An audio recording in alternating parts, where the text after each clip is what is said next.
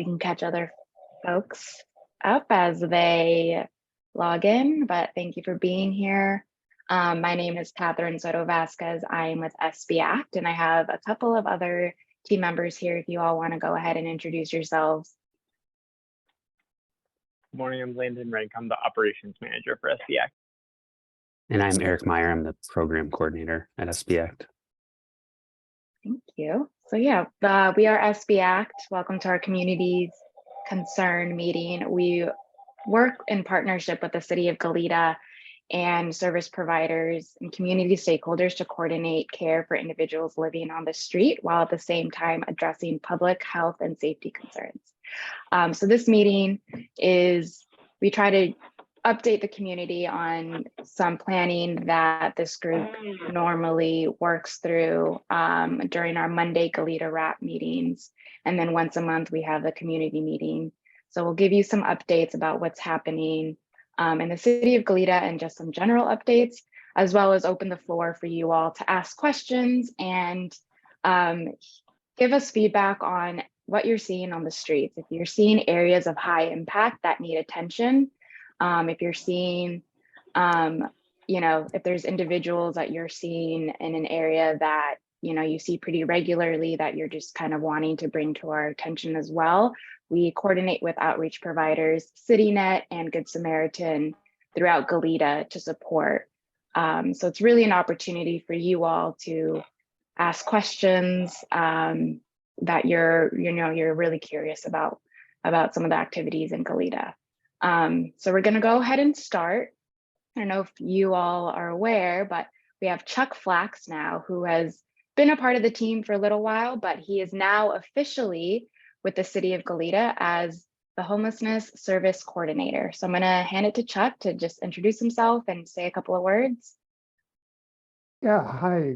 Welcome to those of you who are new. I recognize some names of family friends who may not have been on this call before, as well as some new folks. One of the benefits of this call, so this team actually meets every week to strategize about how to handle specific areas of concern. And this grew out of the recognition of problems with encampments in the Goleta community.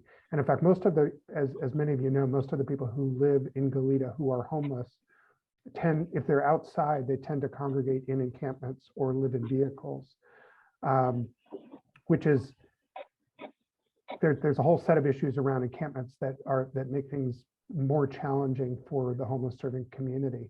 And I think that's part of the reason that they created my position, which is to develop we have a local strategic plan for the city of Goleta, which if you haven't seen it, I recommend it. It's not only is it really good reading, it's actually fantastically put together, as a model of how a city can look at the problem of homelessness. And my role will be to implement that plan, and specifically focus on the needs of Goleta residents, both people who are housed as well as people who are unhoused.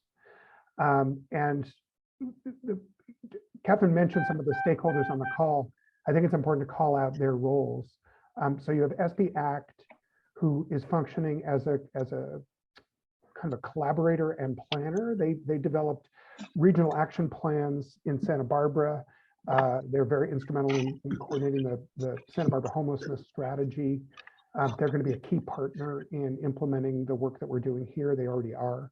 And you'll see what they do on this meeting. Catherine mentioned CityNet. CityNet has a contract with the city of Goleta to provide hotel rooms as well as ongoing outreach. They also have a contract with the county to do outreach to the Caltrans corridor and the 101 corridor and the railroad corridors. So they're out there every day working with homeless people. And then you have Good Samaritan, who also is doing outreach in Goleta under a county contract. They operate Hedges House of Hope, which is our closest local shelter in Isla Vista. And Anais may be able to say a little more about that shelter and its status, because I think it's important that people know about that and what goes on there. So welcome Councilmember Luis Reyes Martin, and we will look forward to getting even more engaged than we already have been.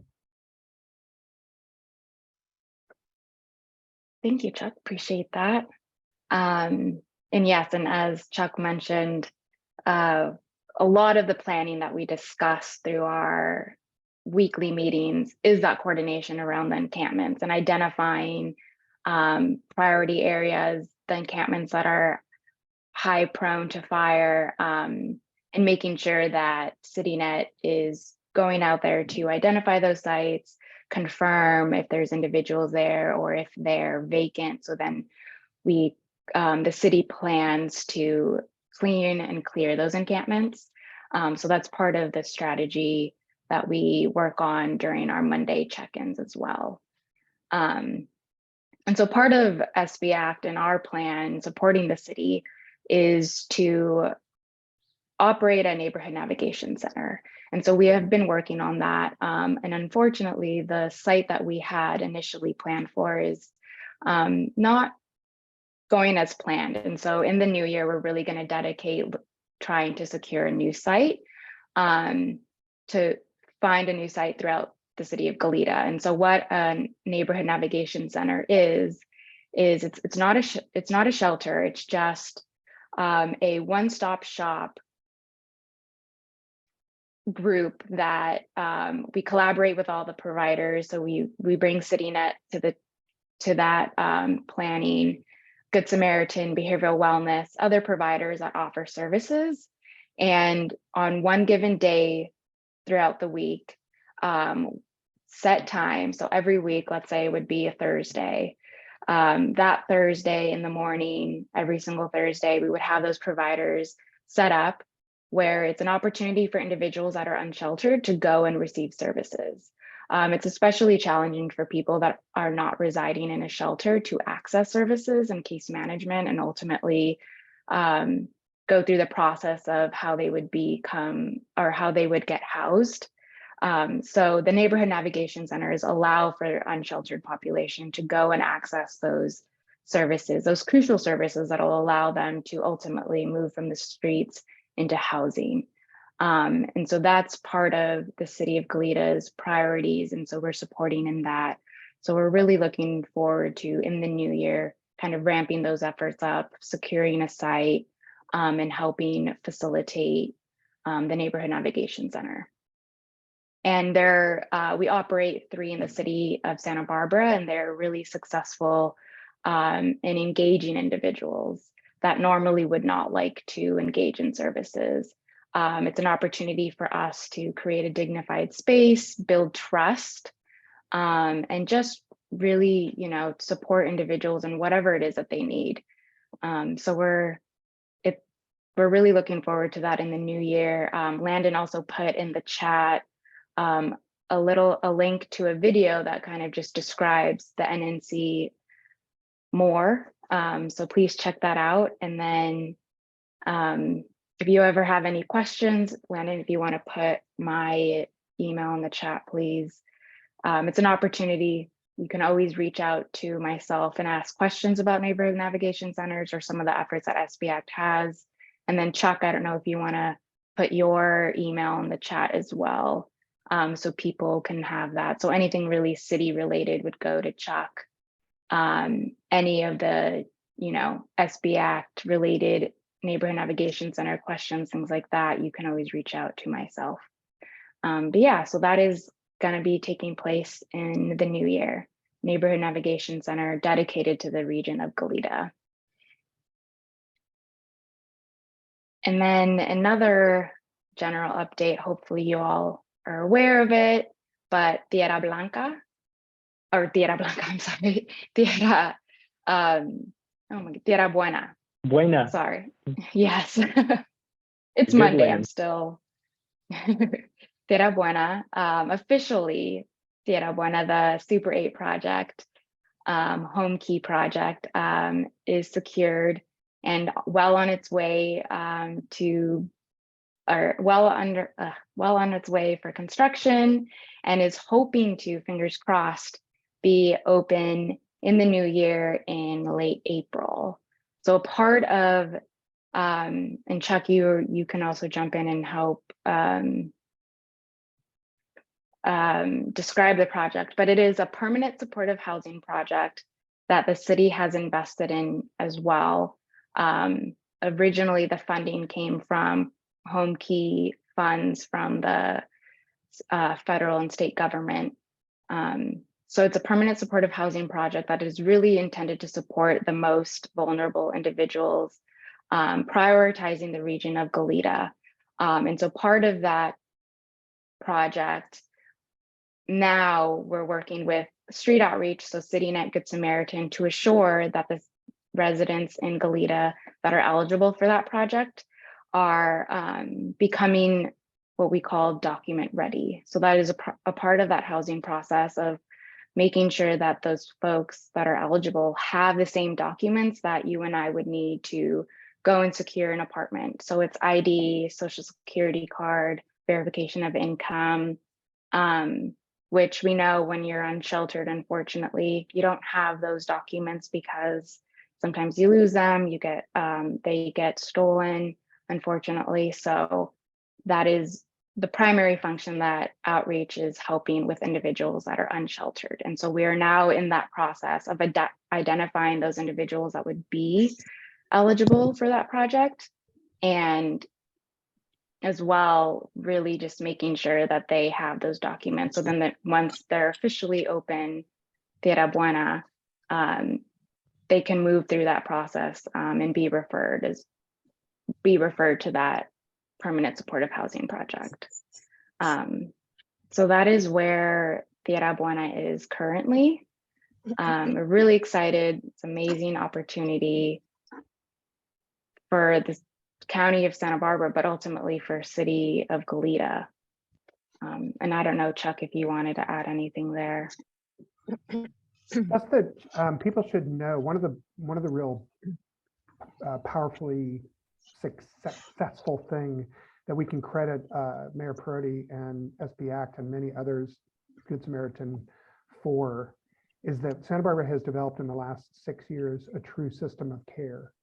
And we have an amazing group of people, including law enforcement. We have Deputy Roush on this call, who are taking an active role in ensuring that a flow of homeless people from the streets into permanent supportive housing. And that's the way you end homelessness for a community. It's making sure that you have a flow. There's somewhere for people to go, resources for people to access. And so, the Tierra Buena, the Good Land project is really important. It's permanent supportive housing. It's the first permanent supportive housing in Goleta that will provide a way out of homelessness with supportive services for folks. So we're very excited to have that as a resource, in addition to the other resources that we currently have on the ground in Goleta. So yeah, that's what I'm going to do is I'm also posting in the chat the resource directory that was developed by this group. Shanna Dawson, who's in our department, was instrumental in putting it together. It's a great resource for people like you who are concerned about the issue, about where to send people, where to donate, where to, things, where people can go. I'm going to post it right now.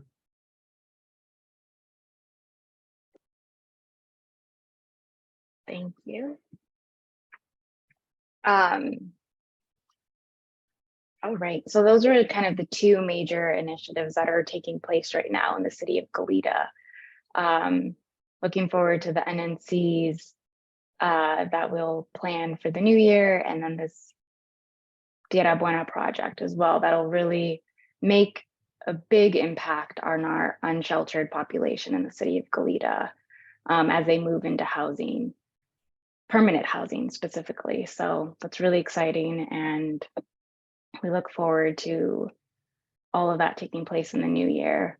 And then some just general updates right now that we also plan to incorporate into the new year is really planning for some Homeless 101 trainings for the community as well, to talk more about, what is permanent supportive housing, what are housing opportunities within our system of care, like Chuck meant, and what that process looks like, just to share with the community, because I think that's something that isn't necessarily well known. And so we want to make sure that there's a clear understanding of how our system of care operates, how we're prioritizing individuals, how we're connecting them to the resources, and then just, general myths about homelessness, and what we know is true, and what strategies really work when we're talking about engaging with individuals. So we look forward to, offering those trainings in the new year as well. So if you're interested in that, again, that's something that you can email me. We have a roster of people and their contact information. So if you want to be added to that roster, you can always email me your information, and then I will add you, so that any ongoing events that we hold for the city of Goleta, you will receive that information directly. As well as we work with the city of Goleta to, they send out important email updates as well through their network. So there's a couple of channels there for you all. And then some announcements we have this week on December 21st, which is Wednesday at 6 p.m. It's called The Longest Night. And this takes place in the city of Santa Barbara at the courthouse, where it is a ceremony to honor those individuals that have passed away while living on the streets, unsheltered or in shelters before being housed. So it's a beautiful ceremony that we do every year to acknowledge those folks that have passed away in the previous year. And it covers folks in all of South County. So we're looking from Carpentry to the city of Goleta, of all the individuals that we have been able to identify. So that will be taking place on Wednesday again. Thank you, Landon.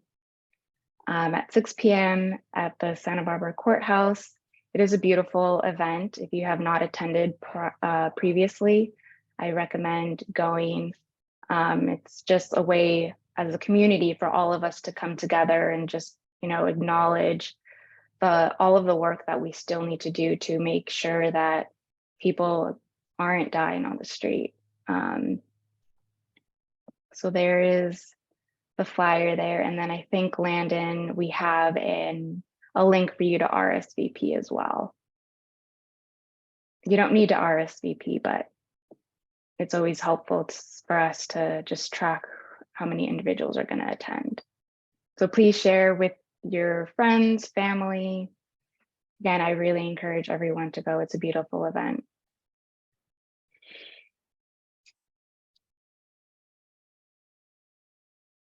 And then, of course, if y'all have any questions, feel free to jump in at any given time for any of these talking points that we're discussing here. Another event that's coming up in January, which takes place every year, is the point in time count. The point in time count is a HUD requirement that requires all of communities throughout California to administer a count of the unsheltered population as well as the sheltered population. SB Act is helping coordinate the unsheltered population count for the South County region. So from Carpentria to the city of Goleta, we are coordinating those efforts where we have to identify the logistics centers and help recruit for volunteers.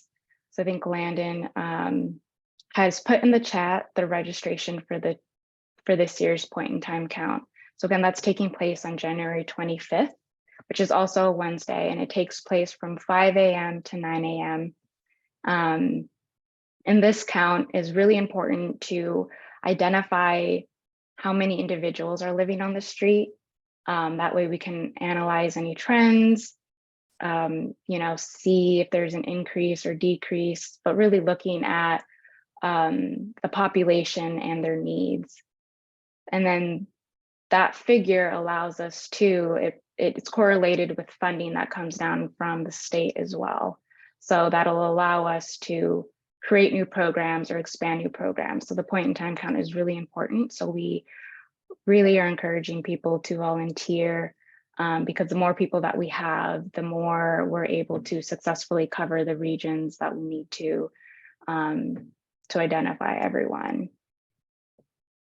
So that is the link in the chat. Please feel free to share. I encourage people to sign up. It's also a pretty neat opportunity to participate in and share your, invite your friends, families, and just share within your network, please.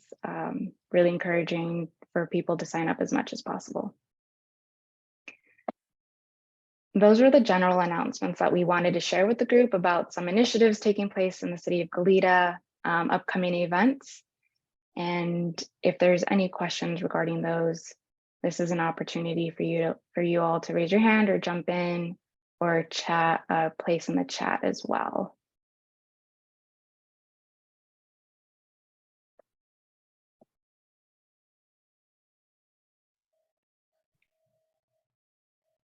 All right, no questions about those general events, then that's okay. We can. Mary has a question. Mary has a question. Oh, okay. Sorry, I didn't see your hand up. Hi, Mary. Hi, Catherine.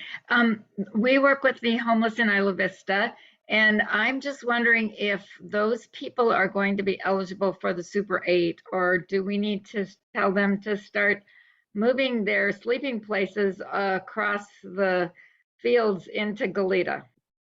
No. I could take that one, Catherine. So the way permanent housing is allocated by the county housing authority for people who are homeless is not, they're not going to be reserving spaces for specific people or even for specific regions, although there will be a preference given to Goleta residents.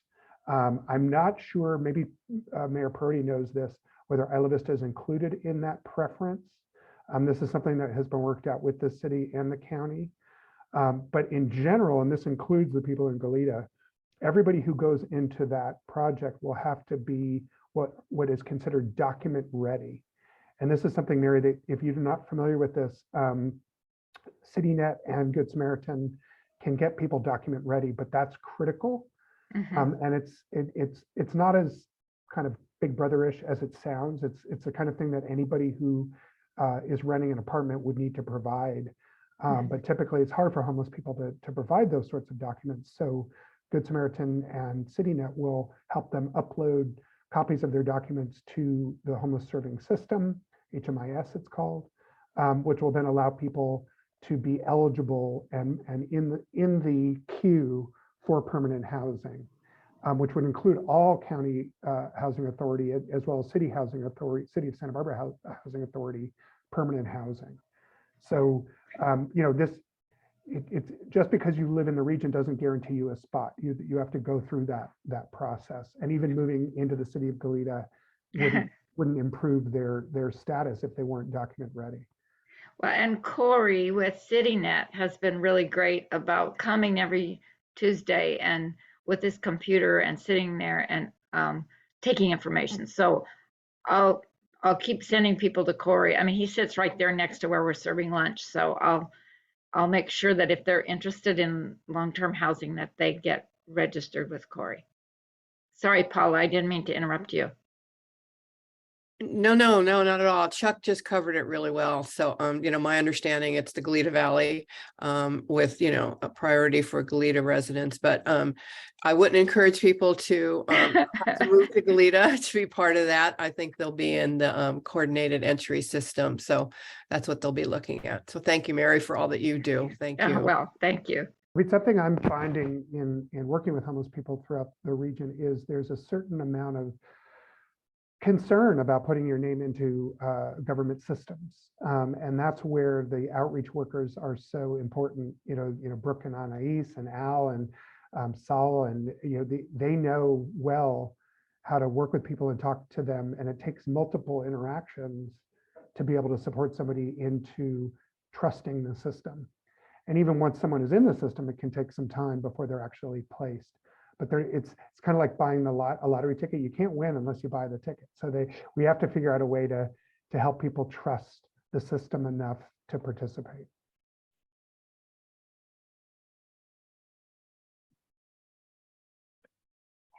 Yeah, Mary, so your point, definitely want to encourage people as you're working with them in Isla Vista to get connected to CityNet if they're out there. I know sometimes Good Samaritan is also participating, or AmeriCorps.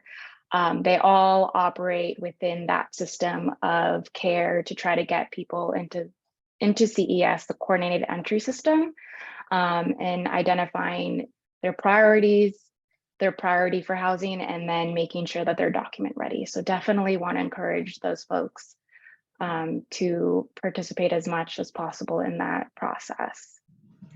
And I'm sorry, I said Corey was sitting at, but now that you mentioned AmeriCorps, I think Corey is AmeriCorps. I'm sorry. Yeah. Okay. Yeah. But yeah, all of those providers go through that same process as well. So and that's the whole purpose of the coordinated entry system. It's no wrong door. So regardless of which provider, which shelter, the idea is that no matter where someone is, kind of accessing those services, they're going through the same process. So can't go wrong with AmeriCorps, you can't go wrong with CityNet or Good Samaritan. They're all going to help with that process.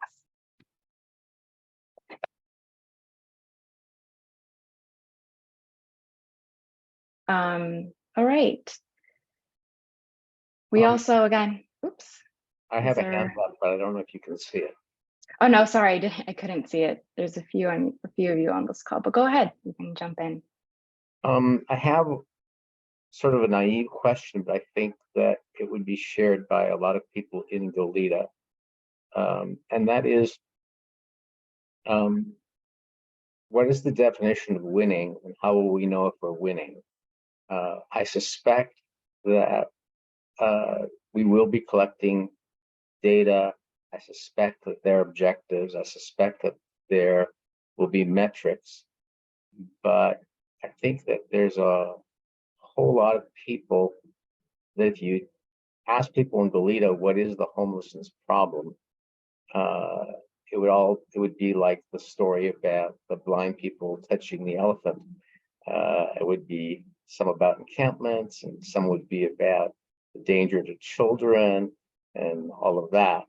I would, whether here or generally, I would encourage you to think about this long term, because whatever funding we have obviously has a termination date, and how we make the case for a continued effort, I'm going to say it that way, to win. What is winning, and how will we know if we're winning? Because that's the question that's going to come up every time there's discussion of funding, every time that's the political reality. I'm sure you're all aware of that. And lots of people are as naive as I am in Goleta about what are we trying to accomplish, how we know if we're accomplishing it, how we know if there's unintended consequences, and all of that. I know just enough about homelessness to say that I don't know very much, except that it's a very complex issue. We can triage it and say, that homelessness comes from these factors, and these are the kinds of people that are homeless. But ultimately, as much as I hate to divert resources from what you're trying to accomplish, I urge you to have enough resources to have metrics and put out reports that show that we're winning. I'm optimistic that we will be winning, however we define it. But if we're winning in a vacuum, we're not winning. I'm going to say it that way. And so that's a political reality. And I think that there are lots of people like me who need real simple updates and real simple. It's hard to send someone to say, well, here's a 200-page document and you can find what you're looking for. And part of this, I urge Mayor Parodi, but others, to have a constant stream of information. And they can be small wins. I mean, it can be, we had 52 encampments and now we have none. We've had 2. It doesn't have to be winning every time about in the largest sense. So I think you can. I think I've talked enough. I think you know where I'm going with this. I'd like to see resources go so that this can be sustained and not just at the end, someone saying, well, this program is done. Thank you for that comment, George. So the short answer to your question is yes. The city of Goleta hired me for the very reason you're describing, which is that they're making an ongoing commitment to the problem, which is not one that gets solved just by putting 1 or 2 or 50 or 100 people into housing. As long as we have a dysfunctional housing market, we're going to have homelessness. Homelessness is the canary in the coal mine for a broken housing market. So there will be homelessness.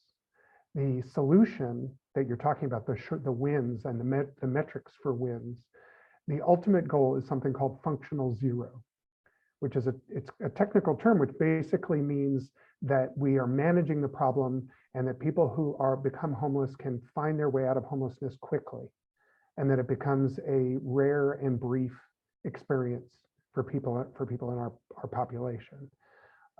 That includes collaboration with law enforcement. It includes collaboration with mental health. It includes work with public health, as well as all the providers that are here now. And you're absolutely right. The money that's on the table today is vast and short-term. The long-term situation, the way we're going to address it is by working on the housing market and by working on improving our mental health system, working on alcohol and drug rehabilitation programs that actually work, and committing ongoing to treating it like any other problem that we have, like streets that break down or other systems that break down. We're going to keep our eyes and focus on the problem. In terms of reporting, my plan is to take the strategic plan and turn it into actionable deliverables and metrics that I'll be reporting onto the council at a minimum on a quarterly basis. Mayor Prodi is the chair of the homelessness standing committee, and she and that committee can decide how frequently they want reports. So I will be available, in real time to let the community know our status. We use several tools. There are 3 data systems. One is HMIS, which is the federal homelessness management system that we've tailored locally to keep track of everybody where they are in the whole system. There's the Fulcrum mapping program where we're keeping track of all the encampments county-wide, but we have it specifically tailored to Goleta. And then the third data system has flown out of my head, but it's essentially, I think those 2 are going to be my primary sources. I think part of it is I'm going to be developing my own system locally so that I keep track of every single Goleta resident who is homeless. And that's my plan personally. I'd like to actually, it's not very many people in Goleta, and I'd like to actually personally get to know all of them and work and try to figure out solutions for each person, each individual. So thank you, George, for that comment. And I think Mayor Prodi, you should have an opportunity to respond as well, I think. Well, I just want to say we're really very thankful to have Chuck Flax, who is very knowledgeable and experienced with the challenges of our folks without homes. So I want to thank you. It was just consuming a lot of time for our director and city staff. We knew we needed one person, and you are the right person for that job. So I thank you. And if it comes back to the committee and they decide they want to have more frequent, items on the agenda, we'll come back and let everybody know what they need, because I think people do need to know. Education is critical to what we're doing, and not everybody knows what we're doing. And I think we have a great group here that seems to be working quite well. So onward. So thank you, Chuck. And I will add, Peter, I'll get to you in a second. I see your hand up, but I will add that, that education piece or updating the community on those successes and those little wins, you'll also be hearing from SB Act. We do submit quarterly reports to the city, and so we can share that more broadly about those efforts, as well as that's, why we really want to schedule those Homeless 101 trainings in the new year, because that's reviewing that process, because there is a process in which our county is operating in, to identify individuals, prioritize them based off of their needs, and how we ultimately get them into housing. So really wanting to share that with the community and, you know, answer those questions that you may have. So we'll definitely be a part of that process as well. And that's also why we host once a month the community concerns meeting that you all are on today. It's an opportunity for you to learn about what the city is doing, how SB Act is supporting in those efforts, and ask questions as well. More importantly, you know, bring those areas of concern to us, but it's just also an opportunity for us to come together and have this conversation around what is happening and, you know, what we need to continue to be doing. Now, Peter, if you want to go ahead and jump in with your question or comment. Yes, thank you for the opportunity. I agree with what George brought up, the points that he brought up, and what our mayor actually just said. Also, the education is important, but communication. But what I want to bring up is how do we get our local businesses informed about what's going on? Because having worked with them during our search program and recently on an informal basis, some of them have serious concerns about the presence of roaming transients that defecate in front of their businesses, and and when they come out to open in the morning, they have all these kind of problems. And the concern is, I mean, I don't know whether it's true or not. The impression they give me, some of them gave me, is that, oh, all the homeless have been moved from Santa Barbara to Goleta because Santa Barbara is paying Goleta to take all the homeless. I said, what?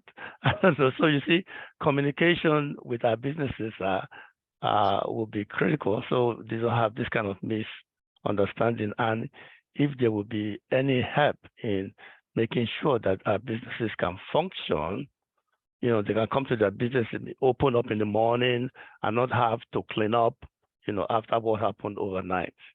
Thank you. That's a great point, Peter. And that's also something that we're in the middle of scheduling, actually, for a date in January to have what we call site visits or walkabouts, where SB Act, Chuck will be there. We have providers outreach available that go with us. And we're planning on having this site visit or walkabout in Old Town. So we're going to go and introduce ourselves to a lot of those businesses, help hand out that homeless directory, but then also hear from them. What are they seeing? What are some of those impacts? And then working with, as Chuck was mentioning, we do partner with law enforcement. We do partner with a lot of other businesses or organizations, and seeing, are those impacts, is that something that law enforcement needs to be involved with because of, criminal activity or things like that.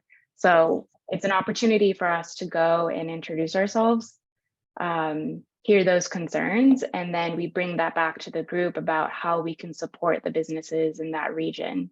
So that is something that we are planning to do in later January. And it's, it's also open to the community. If you're interested in joining us, again, my email, we'll place it in the chat again. You can sign up and attend, and then it's a good opportunity for you to interact with CityNet, with Good Samaritan, ask those questions, learn more about their efforts. And then just overall, it's a good opportunity for all of us to just come together and have that conversation. But we are planning for that later in January, but then doing those on a more regular basis too. So we're going to start in Old Town, but if you're seeing other areas that need that attention, that would like that support and engagement, you can also let us know, and then we try to prioritize that area as well. Okay, I'll send you an email. I will want to participate in that too. Okay, awesome. Well, great.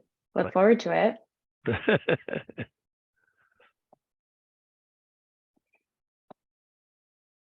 are there any other, open floor, any other questions that you all may have with everything that we've been discussing?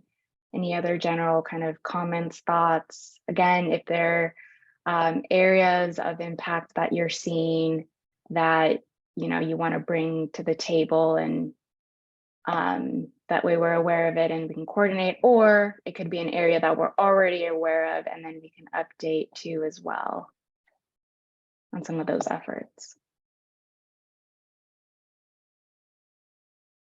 Yes, Tanja, I see your hand up. Hi, I wanted to introduce myself. I introduced myself to the mayor at the solar ribbon cutting before it started this year. And I have been 16 years vocational rehabilitation counselor in Santa Barbara, and I have a caseload of 156 clients right now, and about 10% are struggling with housing, maybe more. I don't have an exact count, but I just wanted to share, I'm here to learn more. So for example, I heard on NPR that even Norway has a population of 5 million people. They have homelessness, and they are just solving the problem by providing housing, which isn't that hard when you have 5 million people. Switzerland as well, where I was born, has a problem, and they provide like hotel rooms, kind of like an apartment, and you pay something for the night to show that you're contributing if you can.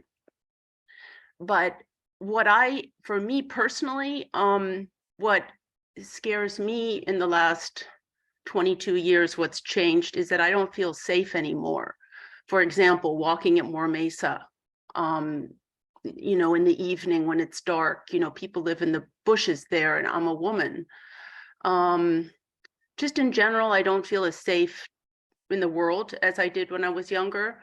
But I agree that we're probably not going to solve this problem, but that we need to have compassion and try and figure out how to help people, because this is a moral and financial obligation we have. They're interlinked. It's not that you just end homelessness. That's probably never going to happen, but we do fiscally and morally need to do something about it. So that's my personal opinion, having worked with about 900 people in 16 years.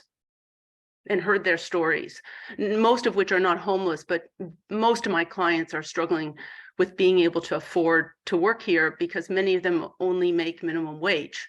The average person has a high school diploma, and some people have a bachelor's, and some have, much higher than that, but that's a small percentage, like 5%. Thank you. Yeah, thank you for sharing that. And I definitely agree. We do see in our community a large portion of the unsheltered population has endured some level of trauma. Mm-hmm. And so that does really impact how you are able to engage with them. And so a lot of the providers, that is the beautiful thing about our coordinated entry, is that it's low barrier. It is housing first, where we understand that people need a certain level of support to build trust, to go through that process. And ultimately, it's like whatever their need is, we don't have that agenda. We don't try to put that on them. It's just really hearing them, what they're dealing with and how we can support along that process. And so that is a big component of our housing process, our system of care. But like you were saying, it is that other side is, you can support people and you can get them through the process, get them document ready, but ultimately if there's no housing, where are people going to go?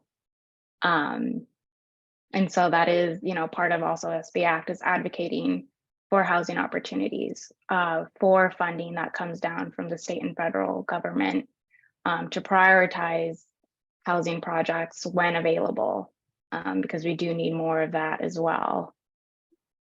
So I 100% agree with you on that. And then, just in terms of income, you know, yes, there's a large portion of the unsheltered population that aren't working or unable to work. And so case managers, that is a part of the process that they also work on is, you know, how if someone is able to work, supporting them through, you know, ensuring that they have a resume and supporting them through interviews and trying to help them with applications. And then for people that are disabled, because a large portion of our unsheltered are disabled, making sure that if they're eligible for Social Security, that they can at least secure those benefits, because, you know, they are eligible for that. But being able to go through that process and navigating through that challenging process on your own when you've been unsheltered for such a long time is a big challenge for some folks. And so case management is also equipped to handle that process and walk the client through that. Right, there's so much to unpack, and what I heard too from the gentleman was a sense of frustration. And what that is when we are frustrated, you know, we're not as likely to be kind. And I found in my job that it's really important to show kindness to people. I've had people call, I had someone call me to thank me for just having met with him twice before he took his life, as an example. And so being unkind can also have the same consequences where you don't, you know, who knows what sets people off. Yeah. Wow. Thank you for sharing that. And you're doing a lot of that same work, right? It's just a lot of these individuals when you're on the streets and you're treated like an outcast, right? Yeah, and so yeah, that people walk around compassion, you. They basically walk, like this guy told me he worked with as a security guard for Doctors Without Walls, this wonderful man here, Perry Kabugos, and he told me that people would, when there was someone that was homeless, they'd make like a huge kind of like loop, you know, around that person, like, you know, walking out, making, you know, a few feet away from them and then continuing their path. So these educational workshops are really excellent because I personally have learned so much in my job because I'm like a social worker, and it's a challenging job because of that. But of course I'm learning a lot about society. Yeah. And So whether you're sheltered or doing. Yeah, no, thank you for, you know, joining the conversation and sharing your experience and just really highlighting the importance of compassion. And whether you're housed or unhoused, living on the streets, you know, we're all people and we all need somebody and we all need to be there for one another. So thank you, because I think that is so true, right? We can plan all we want and deploy strategies, but on a personal level, we just have to be human with one another. So really, really thank you for, you know, bringing that to the table, because I think it's really important. Well, you're welcome. And I'll leave you with a positive quote from Mother Teresa. We do not great things, but small things with great love. Thank you. Thank you.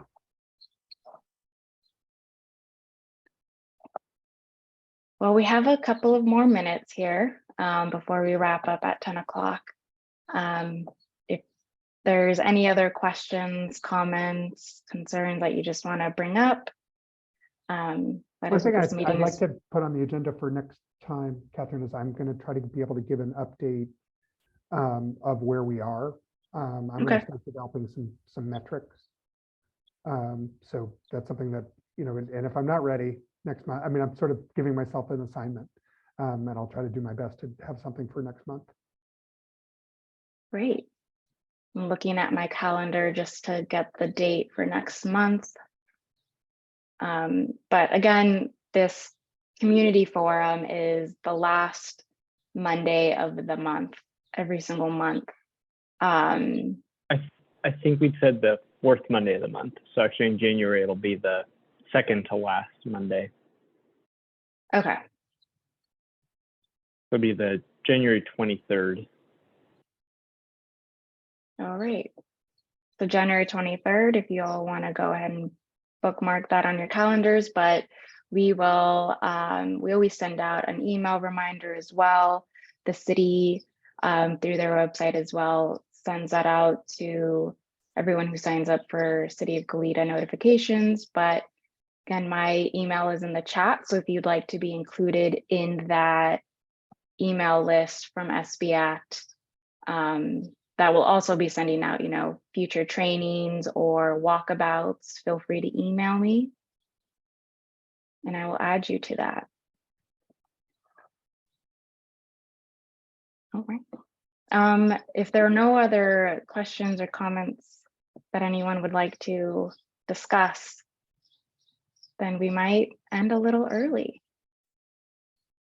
You got a couple of more minutes to your morning. Mayor Prodi. I'll be brief, so you'll have those couple more minutes to your morning. But you know, I just want to thank everybody that's part of this. This community forum is really critical and important. And spread the word yourselves. Maybe, you know, they're not looking at all the sites that we're putting this notice on. So let others know, because all of you are welcome, and we want to hear your comments, your concerns, your interests, and so please spread the word. But thank you for being here today. Yes, thank you for being here. Appreciate it. Appreciate all the questions and all of the conversation, and we will see you next time. Appreciate you all. Have a good rest of your Monday. Happy holidays, everyone. Happy holidays.